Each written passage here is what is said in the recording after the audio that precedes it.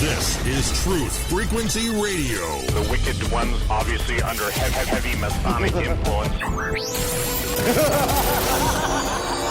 What's interesting about my story is the first video I actually came across was a video making fun of Flat Earth. It was a video just showing the literal interpretation of Genesis, and they were using cartoons, and they were really, making fun of it. And I said, yeah, but that's what the Bible says, because myself, I was a Bible literalist. I believed in six-day literal creationism. I was already, fighting against the lies of evolution and all of that. So for me, it was just like, this is really, really strange. So I started looking into it, and then one thing led to the next, and I had to kind of bring it up with my wife, after a few weeks of studying it, and was kind of worried. So when I brought it up to her and said, honey, I think the Earth's flat, she just said, well, if the Bible says it, then it's true. So I'm just like, wait a minute. No. Did you hear what I just said? I said, I think the Earth is flat. But she had such, conviction and faith just instantly, and it was awesome. And she's been an amazing support and a partner through all of the journeys in the last 3 years, whether it's the, being behind the documentary, she helped narrate and doing work with my films, also being a huge asset in helping to plan a lot of the stuff that went on for the first conference in the world in Raleigh, North Carolina last year. So, everything that kind of happens, has definitely been placed, and I've been put, forward to do all these different things. And to me, it's just such a humbling experience. I think we're at an exciting point in human history. I think that this truth is being revealed, and so many people, regardless of their belief, they're waking up, and they're understanding that they've been lied to. And I think it's a fantastic time, and I'm just so excited to be a part of it. Wow. It sounds like you took to this awakening, and I thanks for letting me know. I'm checking the levels here, and I haven't. Our pre-show tests were okay, and so I'm not sure what's. Hopefully we can fight through it. Hopefully it's not too bad. I haven't seen any feedback on the chat. Those of you in chat, if you can let us know if how we're sounding tonight. But it sounds like it didn't take too much time for you. The seed was planted. You dug in. Started doing your own research, and things kind of clicked quickly, it sounds like. Yeah, it was. I mean, I've always been an outspoken person. Like I said, I had gone through creation, looking into the difference between creation and evolution, and I'd already been fighting that war for quite some time, in my walk as a Christian. So for me, I was very outspoken, but I'd never got to a point where I was going to get onto YouTube and do a channel. Although, many people had inspired me, and I said one day, I would love to, do that, because I had, some skills doing, editing, and there was just never a topic that just propelled me to that. And I knew that when I got to this point, it was time. It was almost like God was like, now it's time, And August of 2015 is when I put up Celebrate Truth on YouTube. And the very first video I put up was getting into the stars that, were made from stardust. And I started bringing in the occultic, satanic connections with NASA. And, it's interesting. I mean, over 400 videos later, and like over 10 documentaries, I'm just blown away at just the community, seeing the diversity of people.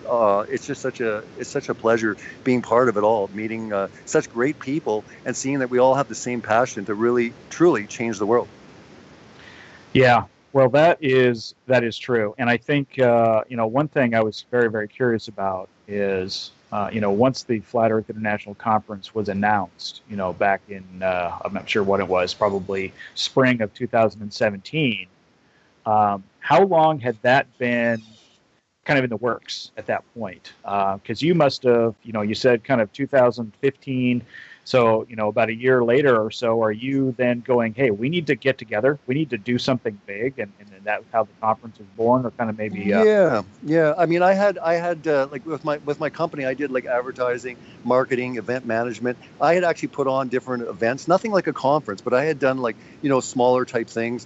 And I knew that it was important. Now, what I had seen in the beginning was people, coming together, and they're saying, hey, we should do this. No, let's do this. Let's do that. And I knew that if anyone was going to do something, then it just had to be done, and then everyone come. Because if you actually threw it out there, everyone, would never agree. And that's kind of what I saw in the first year. But to tell you the truth, it really wasn't even part of the equation. It was Scientism Exposed that came out. And originally, as most people know that have seen my film, the first one, Brian Mullen, was a big part of it, and his wife. Well, we got really close, my wife and myself, with them. And, why it was in Raleigh is because that's where they live. Now, he got busy and things with the family, and he wanted to kind of bow out. afterwards. But really, it was kind of to have a release for Scientism Exposed too. The idea was we were going to do a big, unveiling for that, and one thing led to the next, and I said, hey, like, why don't we make it into a big event, not just having a premiere for Scientism Exposed. Let's do something really big. So one thing led to the next. I started talking. They thought it was a great idea, and then we just kind of put it together. But it started off with a movie premiere, and then it ended up with an international conference. And it was interesting, that it was the actual first. And it's amazing to see exactly what it spawned. People having, conferences in South Korea. I was just at the UK convention. Gary and Didi put on an amazing event there. And I just love to be a big supporter and like to be a part of what's going on, because this thing is growing so incredibly fast. And I've never seen anything like it in the 20 years that I've been doing different forms of ministry and just different, different pursuits. I've never seen something so exciting, so riveting, but also life-changing than I've seen in this in this community. Yeah, well, and I agree. When you're on the inside, I like to say that I'm kind of an insider just because I'm kind of involved in something flat Earth related almost every day, or at least I try to be, and seeing what is being presented, what is being promoted, the conversation, what FE Core is doing with their experiments, and getting out there. I mean, thinking about the conference in 2017, and I want to spend the majority of the show obviously talking about what's coming up, because there's two big conferences coming up that you are going to be running and have organized, and we definitely want to spend some time talking about that. But the 2017 conference in Raleigh, would you dare to say that it put Flat Earth on the map, so to speak? I would actually say that the conference, and I knew this going into it, I knew that no, it didn't put it on the map, but what it did is it took it to the next level. It took it to a point where all of a sudden the media and the world started saying, hey, this is getting serious. Before it was just a bunch of social media, a bunch of people on YouTube, and I knew that whoever did it, whether it was me or not, it would definitely get it to a point of seriousness. And that's exactly what happened. The media started coming out, not just because that was going on, but they're like, listen, I mean, we have to recognize that something else is going on. They've left the internet and now they're meeting in buildings, right? So usually when you get to conference level type, mentalities, people look at it and they give it more of a significance. So I'm not saying that it needed to be done, but it definitely needed to be part of the maturity of the community, of the topic, and also for people to look at it and say, look, this is not slowing down. This is only getting bigger. We got to deal with this. And again, that's why I've kind of brought it out with, many interviews, is I'm like, hopefully there's going to be a lot of pressure down the road on science to be like, listen, this is getting bigger and bigger. Let's shut this down. Like, use science. It should be easy. Let's just, take this out. And they're not going to be able to. And I think it's going to be incredibly embarrassing. But also, I think a lot of people are going to wonder, well, what's up, in the years that they don't come to the debate table. But also, even if they do, how are they going to use empirical science to prove, the curvature of the Earth or the movement of the Earth? They can't. And again, that's what we're all, pursuing is the truth. And we're saying, hey, look, we don't have all the answers, but we're saying that we're pursuing the truth. But there's one thing that we all agree on. We can differ on models, we can differ on beliefs and be religious or non-religious. But what we do agree on is that we're not a spinning ball flying through space. And I think that's what we got to focus on. We got to keep that up and let people see, and let's let our voice be heard. Let our voice be heard. Exactly. I was, like I mentioned earlier, I had the pleasure of attending the conference there in Raleigh. It was in November of 2017. And it was, from a personal perspective, I mean, obviously it was obviously a lot of great content and that sort of thing. But what I took away from it was that I got to meet a lot of folks that are like-minded. I got to meet a lot of folks that I had been talking to either, on the phone or on chats, or, been conversing with some folks for a very long time, and being able to, sit down face to face, have a cup of coffee, have a conversation. And what it did, just kind of retrospectively looking at this, it made it real for me. It made it a lot more real than it had been. It made it more tangible, and it inspired. And I think that's probably what you were, correct me if I'm wrong, but that's what you really wanted to do, or Yes. I think of what you wanted to do. Yeah. Inspire other folks. Yeah, and I said this, I jokingly, but I said, when people came up to me, they're like, "Whoa, I never knew you were so tall." And I said to them, see, that's exactly the point. If we had never met face to face, you would have never truly known me. And there's so many name calling, there's so much garbage that goes on online. And the reality is that we need to meet. We need to be face to face. We're real people. And when people do that, something changes. And you're right, things became real. I mentioned that in my opening address, and I wasn't saying that flat earthers became real because we had a conference, but what I said is it was real. When you're standing in front of someone, when you get to know people, as people and who they are, in this community, it's hard just to, listen to, rumors or gossip or things that are going on online. And I know that's part of the maturity and that's part of the growth that we need to go through. And over time, as we meet more and more people, it's going to be great. Like you said, I mean, you make incredible friendships. Things become real when you finally meet someone face to face after you've listened to them for so long, on YouTube or on social media. And then all of a sudden you're there talking and they're a person just like you. Exactly. Yeah, well said.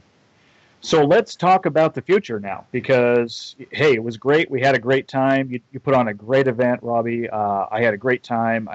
Nothing but great feedback from the people I talked to. But I know you've got some big things coming up. And the first one is in Canada. So it's the first ever Canada Flat Earth Conference, and it's August 9th and 10th, and it's in Edmonton.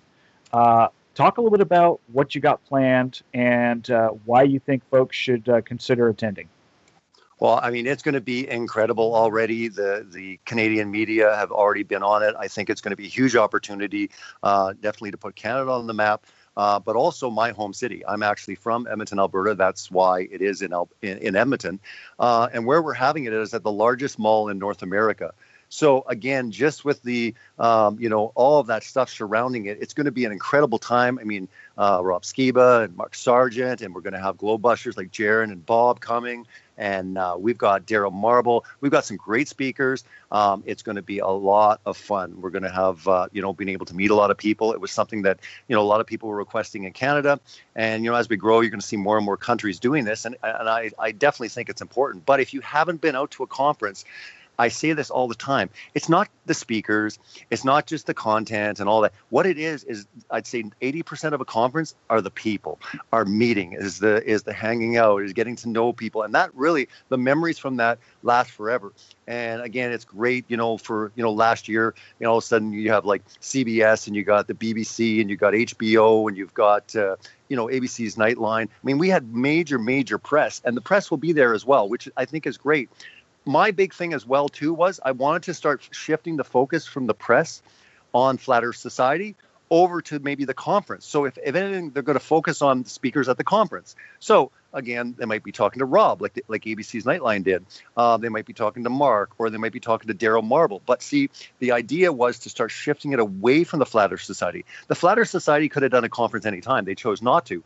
But again, people say, well, the media always looks at them. But I said the reason they do is because they're an established authority, especially in Google, as far as how long they've been around. So when you do a search, you find them. But what I'm noticing is there's a transition with the press and the stuff that's coming out. They're starting to gear more towards what's going on at these conferences. So I think it's a great opportunity. Yes, there's going to be some stuff that maybe we don't agree with, but there's going to be something for everyone. And I think it's a lot better to focus on people that all agree we're not moving, while the Flat Earth Society believes that we're a flying pancake in space, flying upwards. To me, I think it's a great path to go on, and I'm excited to bring it to Canada, and it's going to be a lot of fun. It's 57 days away. You can go to fe2018.com. You can learn more about the first international conference in Canada for Flat Earth, and I think it's going to be a ton of fun, and we're gonna definitely make history.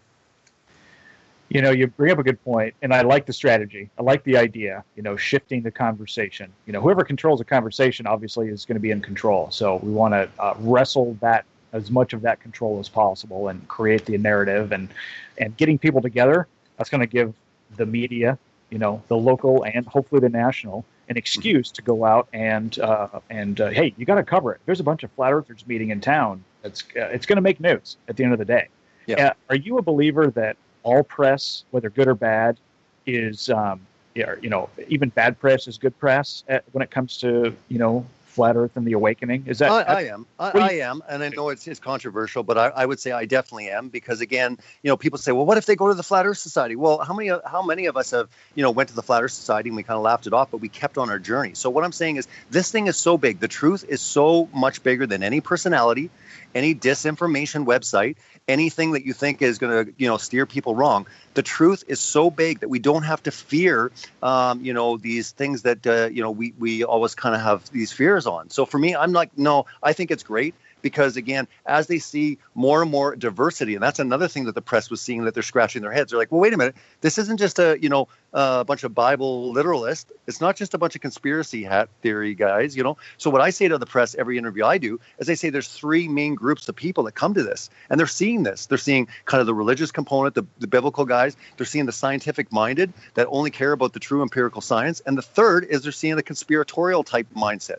But that's the fascinating part. They've never seen something that has three groups of people coming to one thing, and then they look around and there's people from all different walks of life, different ages. So I think it's at a point right now where the media is even really curious. They're like, how can this attract this many people? They can't just brush it off and say everyone's dumb. They know there's some very intelligent minded people. There's people that have their degrees, or they're they're helicopter pilots, or they're all I'm saying is, when you start bringing in engineers and you start bringing in all these different components, the media just can't just brush it off. They're like, it must be going on. And I think that's what happened last year in Raleigh.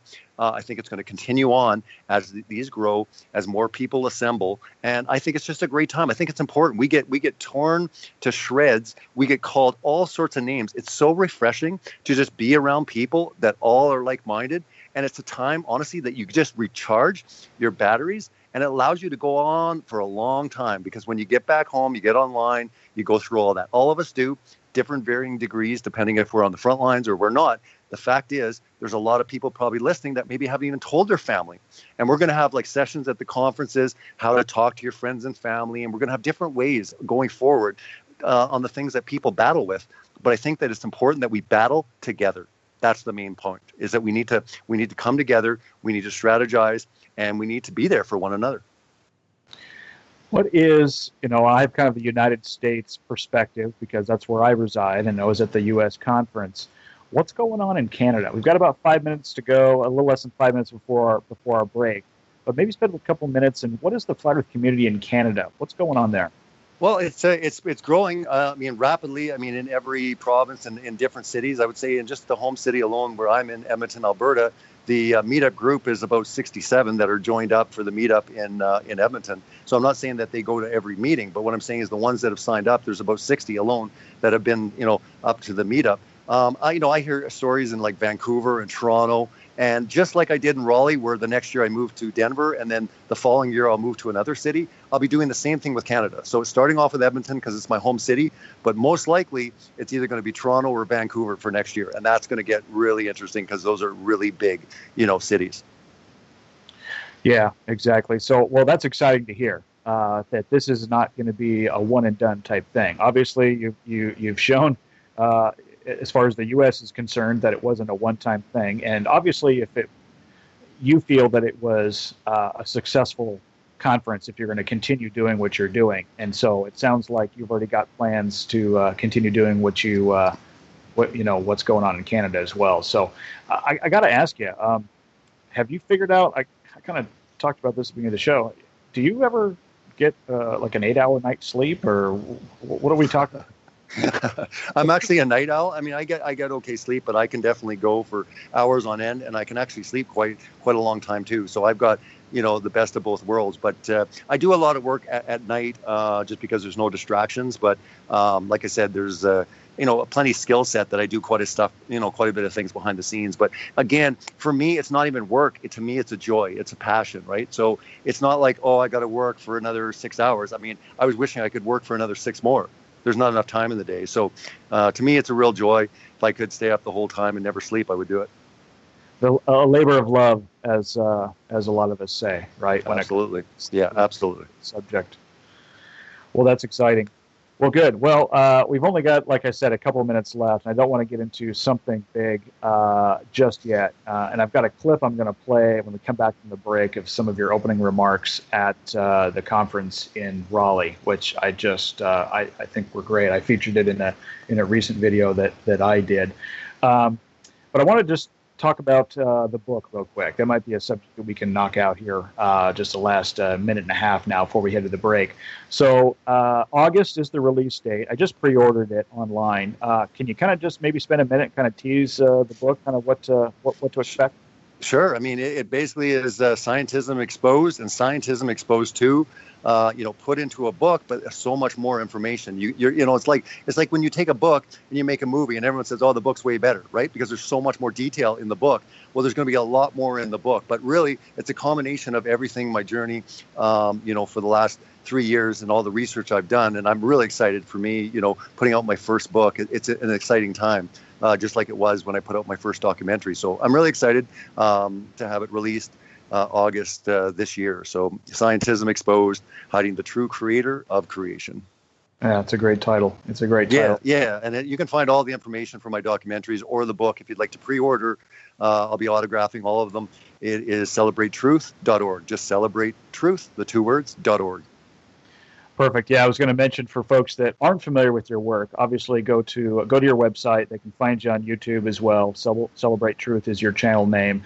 But you've got Scientism Exposed, which I was lucky enough to get a copy of, and Scientism 2. It's interesting that you said what you did about, that it was supposed to be kind of like a release or, about the time that you were doing your documentary, and then Scientism 2 or Scientism Exposed 2 kind of came out at the time of the Raleigh conference. So handing that out is great for just to hand that out to some folks if you want to kind of get them exposed to this. So, all right. Well, we are going to head to the break. Again, tonight's guest is Mr. Robbie Davidson from Celebrate Truth.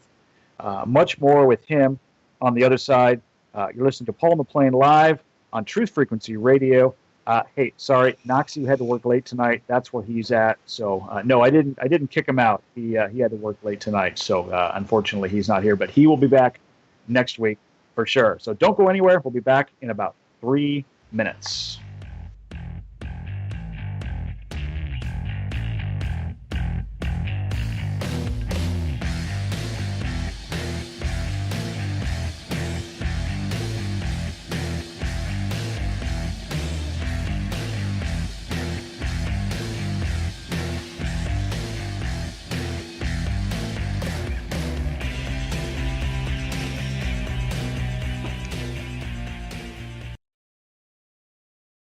We are TFR. My faith in destiny is all I need to prevail. Truth Frequency Radio.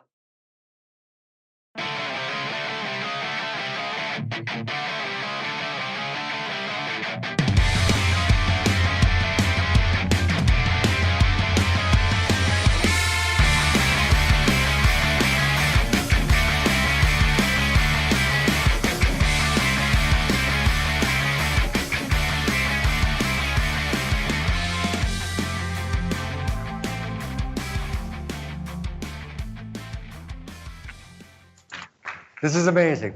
Absolutely amazing. Just looking out, seeing this day finally happen, just nothing brings me greater joy. Seeing everyone here, meeting people. This is a time that we've all been waiting for. For the last 2 years, we have been continually moving a direction, but yet to make it real, to make it come into the fruition of now this is now becoming something that cannot be ignored. This is something that the media, that the world watching us, while they can mock, they can laugh, but we can also relate because we did as well at first. Most people can relate to the fact that we laughed. We thought that the subject matter that it's going to be carried on here over the next 2 days. Are you kidding me? Really? But what happens if someone starts to just look into it? Someone look into it just for a day or two. Nothing to hurt, right? Nothing really good on TV. Let's check it out. Most of us, if anything, we said, we're going to take this down. I'm going to prove this wrong. It should be easy, but it's not. Why? Why isn't it easy? Why is it that the science community, and as I call it, scientism, because again, all of us, and I can't speak for everyone, but I would almost say that we have no problem with true science.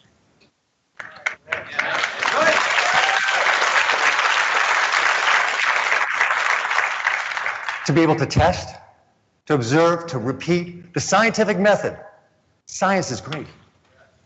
But how much science are we seeing today? How much science is on mainstream television? How much science is on the talk shows?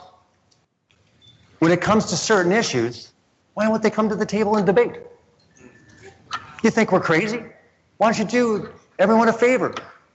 Have a civilized debate. We welcome it.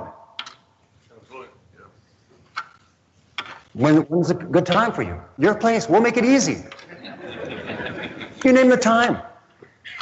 We'll get on a plane. We'll meet up with you. You present your evidence. We'll present ours. Let everyone be a judge. But the fact is, they say the science is settled. The debate's over. Ask yourself the question, why don't they want to have that debate? Why do they just want to ridicule, drop mics, and say that's gravity? Sorry, but the last time I checked, dropping something is not scientific proof of anything.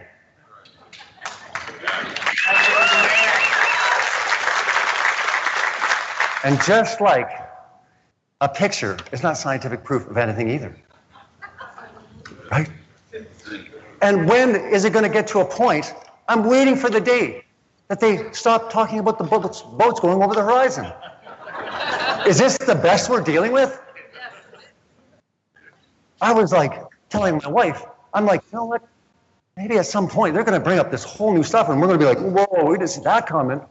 I mean, it's been over 2 years and it's the same stuff. You know why? Because they have nothing else.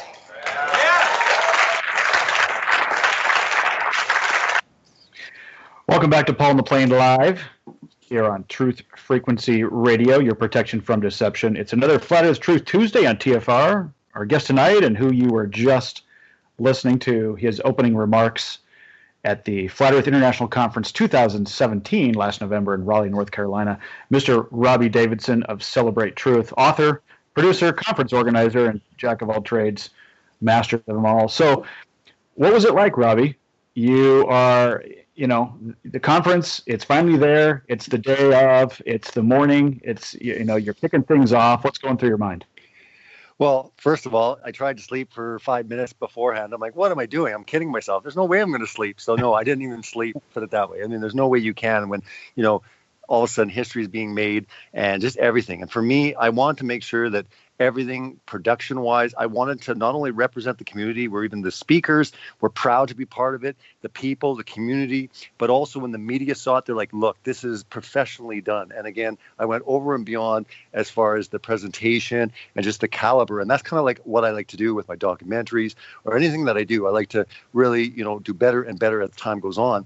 But I knew that the first year it had to be really special. And I mean, there was a lot of nerves, but it was, I'll tell you, I mean, there's not many words to describe the feeling I had. It was such an incredible time. I was on an absolute high for the entire time. And it was seriously one of the best experiences of my life. It's so exciting. It's so worth it all just to be able to see. And the look on people's faces. And I mean, my wife and I had so many people coming up to us with tears in their eyes, thanking us profusely. Thank you so much. And I'm like, no, thank you, for coming. But they're like, no, thank you for putting this on. I mean, it just meant so much to the community. It meant so much, I think, for everyone involved. And I think going forward, it just, like I said, solidified it, made it real for people. And again, we kind of moved to the next level as we continue on, fighting this good fight when it comes to the truth about, the shape of the earth and so much more. The shape of the earth. That is definitely the subject. Definitely the subject of this show every week. So I'm curious if you're willing to divulge this information. Did you go and in front of the mirror and practice those opening remarks, or were you just shooting from the hip? Or I had there were a couple, and I'm not going to go into names, but there was a couple speakers that were nervous first year, kind of doing that. And I said to them all, I said, listen, there's three things. I said, all you have to do is be yourself, stay true to your convictions, and honestly, and just be honest. And it was just like, speak from your heart and stay true to your convictions. So for me, I was kind of doing up, written something up, and then all of a sudden I said, what am I doing? I mean, I'm telling everyone else just to kind of like speak from their heart, be genuine. And to me, I didn't want something that was kind of canned. I'm just reading from a piece of paper. So I just scrapped it. And I said, you know what? I am just going to speak it. And for me, it just all came out there. And I mean, I was very, very happy with it. But again, there was no rehearsal. It was like, no. I said, if I'm giving people advice that they, these 3 things they need to do, if they're nervous, and, fall back on that if you have to, I'm going to do the same thing. So I just wanted to lead by example, and I just wanted to have nothing written. I just wanted to speak it. So that's kind of what I'm probably going to do going forward, because to me, I think that's the most honest and genuine way you can do it, especially when you're doing an open address. I mean, obviously, when you're going through a presentation, you can kind of rehearse that, but it definitely wasn't a presentation. It was more of a opening remarks to kick off the first conference ever in the world. Yeah, for sure. And I remember sitting there listening to that, and the words were inspiring. I mean, you were, addressing the media, you were addressing the world, you were calling out the quote unquote scientific community and saying, we're here to stay. And what do you got? We're going to be talking about the shape of the Earth for the next couple of days. It's going to be scientific. It's going to be biblical. It's going to be truth. And what you got? And it was very inspiring. And I was lucky enough to be on the Ironworks Truth Frequency radio show the next morning. It was Josh and Walt, and that's what I remember telling them was like, this thing kicked off in style, because as you mentioned, when you sit down there as a participant, you did a great job of having, you had the big screens, you had the stage, and I've been to a lot of conferences, for business and for pleasure, and this was legit. That's what I told the guys. I was like, this is legitimate here. This was not some rinky dink, just some podium, at the end of a room and whatever. This was lights. You had multimedia. You had, the whole thing, and that gives it credibility, makes it legitimate. And then with your opening remarks, again, it just kind of made it real. And then we spend 2 days listening to the great speakers, and then spending time with our fellow, with fellow citizens of the earth, and having those conversations like we talked about. And it sounds like, at least to me, thinking back now and hearing what you told the rest of the speakers, is that Jaron from Jaronism kind of took that to heart, because I remember he went up and he said, I have this PowerPoint or whatever, prepared, and these remarks prepared, and but I remember him saying something like, what, that just sounds like a lot of my videos, and here I'm now, and I'm just going to speak from the heart. And he did, and he spoke for an hour or two, whatever, just speaking from the heart, and that made it even more powerful. Yeah, and I said, as long as you speak from your heart, but you stay true to your convictions, I mean, it's what people love you for. And again, that's why Jaron is where he's at, is because he is such a genuine person. He just speaks, what's on his heart, and he stays true to his convictions. And I said, we all are like this. We all have, varying, differences, and we have all these varying degrees of whatever. It's a model. But what I say is, we all do not believe that we're a spinning ball flying through space. And I said, that's the most important thing that we need to unify on right now. Let's not get hung up on all this infighting and all these sort of things. So it's interesting too, because of all the different things that I've been called to, one of them is kind of being a peacemaker, which really surprises me, because most of my life I really wasn't, you wouldn't classify me a peacemaker, but I've become that in the community. Whether there's things going on, I'm always kind of getting people together and saying, hey, look, why don't you guys talk on the phone, or why don't you meet? And I've done this many times, and I'll tell you right now, it's 100%, success rate, where there's really big problems. But once people have met, or once they've got on the phone and had a good hour discussion, they're like, man, I was tripping out. I don't know why I was believing that, or, listening to this. And that's what's so important. That's why I encourage so many people. Don't let people out there keep you in fear of thinking that, this is a bad experience. Come out and at least experience it and judge it for yourself, because if you don't, you might be losing out on something really wonderful that you could experience while you're just listening to fear. So there's so many aspects to these conferences, meetups, all these things. I would encourage all of them. Get involved in the community, develop friendships. We're going to need each other. It's going to get rough. I'm not one of these guys that think that everything's, all rosy. I think that we're going to have a rough time in the first 10 years. I look at them as stages. But for me, I just think it's important. We're going to need each other. And I'll tell you, one of the best ways to bring anything down is just start, doing it from within. And when I see infighting and all these different things, I really try my best to see if, people can forgive, reconcile. And a lot of the times it can, if people are willing to just at least, get on the phone and just have a talk, or at least meet in person. And most times what I've seen, especially with the core speakers and people that are presenting, they all have the attitude that they would definitely, do this if it need be, if there was a major issue. So I'm really happy with the speakers that are chosen. These are all people, even though they differ on different areas, and it's not, it might not be someone's cup of tea, one person or another. They all see the big picture, and they all see that we're part of something that is truly huge. And, we can kind of let down our attitudes or different things and just kind of see, because I think it's incredibly important for the community. It's important for the people to see, the media to watch. And like I said, we will truly change people one person at a time. Yep, agree. And I think if somebody's willing to take that step, like you mentioned, and get on the phone or whatever, then obviously they're willing to, work through it. It's the ones that aren't willing to take that step that obviously it probably tells you enough right there. So, and I had a pleasure of meeting, all the speakers at one time or another there in Raleigh, and they were not a surprise, but they were just like the people that you would expect. They were obviously people that are true to themselves, like you said, and it was just like what you had seen, hear them talk, and or hearing them talk in videos that they had produced or whatever. They were very real. So, like Robbie mentioned, we got 57 days. I know we're under 2 months now. August 9th and 10th in Edmonton, Alberta. Go to fe2018.com/Canada for the specific information about the Canada conference. So if you're anywhere near that, unfortunately, I'm not going to be able to make it to. I have a prior obligation in August, but I'm definitely going to be attending in Denver. So the U.S. conference, just for folks that maybe are joining late or haven't heard, fe2018.com for information on the U.S. conference as well.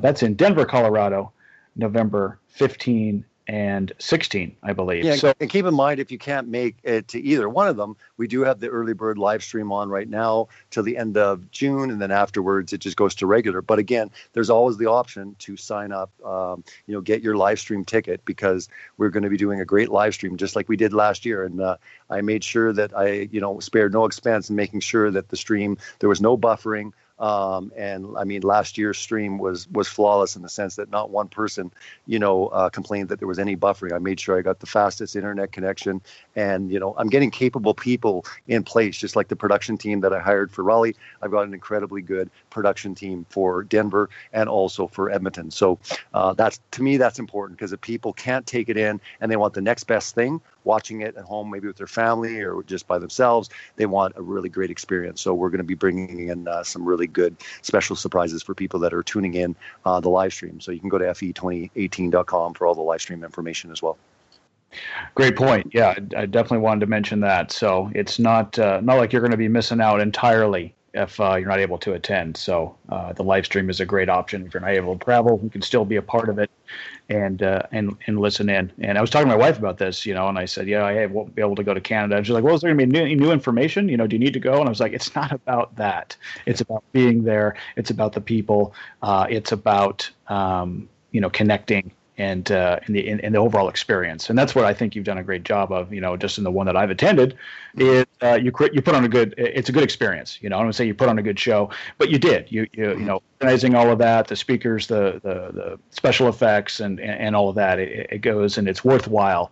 It's something that I know David Weiss, deep inside the rabbit hole, he said that he had a choice. I just heard him on the flyers. Yeah, I know. Said, if I had a choice on an all expense paid trip to the Caribbean, or I have to pay my way to Denver to go to the Fly With conference, he goes, I would rather pay my way and go to Denver because it's that big of a deal. It's a life-changing experience, and for all. And that's totally true too, because Dave even just ran into like registration, and he just helped every step of the way. So I mean, he was truly sincere, having the time of his life, and so many people that went were just, like I said, on that high for so long afterwards. It was a great time. It's only going to get better. Like I said, I only improve as I continue on, just like my work on YouTube. The same thing with conferences. I take in the input of what needs to be done. The first year, obviously, you're doing it in one room, but you're allowed, as things continue on, you can do multiple rooms. So there's something for everyone. And if you don't want to be in a certain session, well, there'll be something else going on. So it will allow people to basically go to what they want to see, and we're going to have a lot of great surprises coming up in the future. So I'm really excited, not to mention Flat Earth Man coming to Denver. That's really exciting. His first time to America. He's going to be performing, and Denver is going to be absolutely incredible.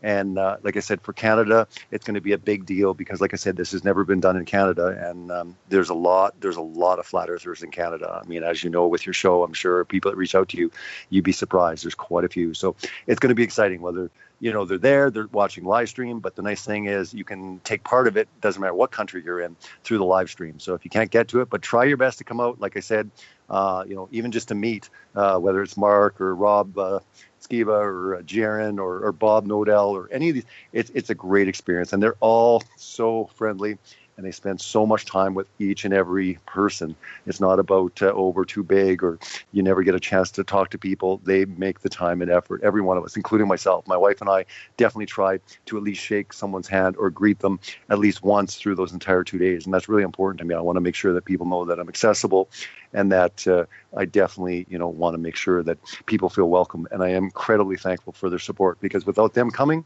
these things wouldn't exist. So again, it takes all parties to make something happen.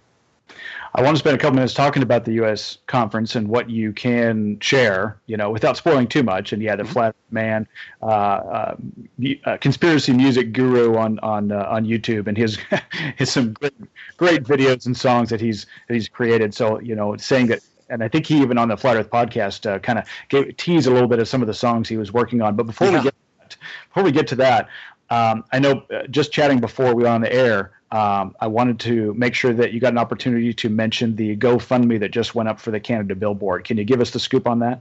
Oh, absolutely. Yeah, I'm glad that you mentioned that. Just actually put it up today. We're hoping to get the billboard up at the end of this month, but a couple people, they've actually graciously offered to put the billboard up on their property. They've got a great spot. It's on a major highway or interstate, and there's a lot. I think there's about 25,000 vehicles go by each day. So they're going to put it on. So we put up the GoFundMe, and it's just to get the actual billboard actually printed. We don't have any other costs. The goal is 1,200 Canadian.